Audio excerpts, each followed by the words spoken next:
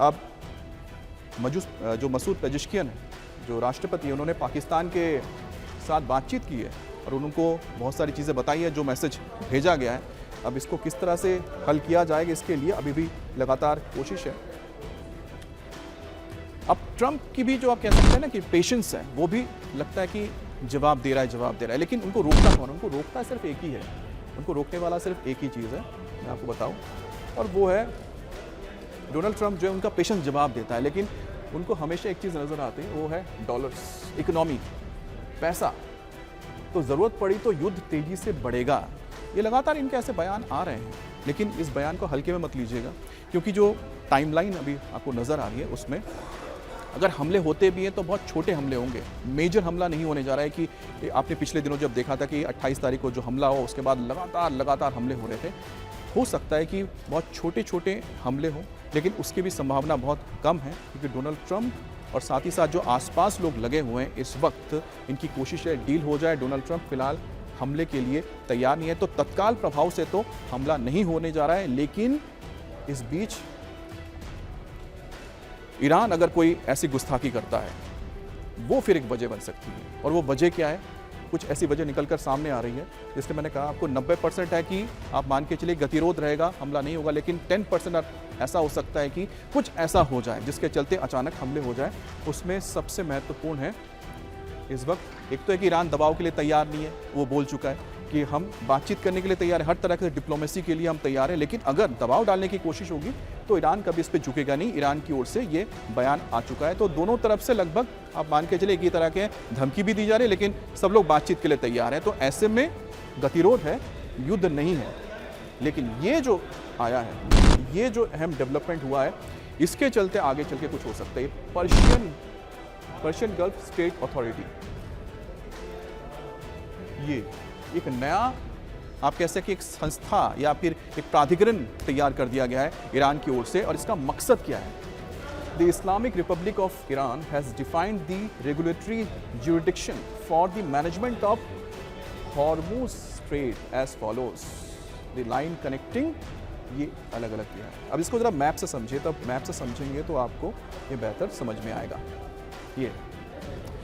ये जो एक डेवलपमेंट है, ये आने वाले वक्त में इस युद्ध के आप दिशा और दशा को बदल सकता है, क्योंकि स्टेट ऑफ हॉर्मुज पर जिस तरह से ईरान ने दावा करके एक पर्शियन गल्फ स्टेट अथॉरिटी का निर्माण कर दिया है, आप समझिए कि वो कितना महत्वपूर्ण है। पर्शियन गल्फ स्टेट अथॉरिटी, इसका निर्माण करना ये कहीं ना कहीं भड़काने का काम है। अब इस मैप में आप देखिए कि इन्होंने अपने इलाका किसे घोषित किया है। ये ओमान है, इन्होंने यहाँ से इस इलाके से इस तरफ जाएंगे तो आप ओमान की खाड़ी भी है, नीचे जाके फिर अरेबियन सी है, और ये आपका पर्शियन गल्फ है। ये देखिए, ये पूरा इलाका वो मान रहे हैं कि ये पूरा हमारा है, हम इस पर, और ये हॉर्मुज है। ये पूरा इलाका ईरान का कहना है ये हमारा है।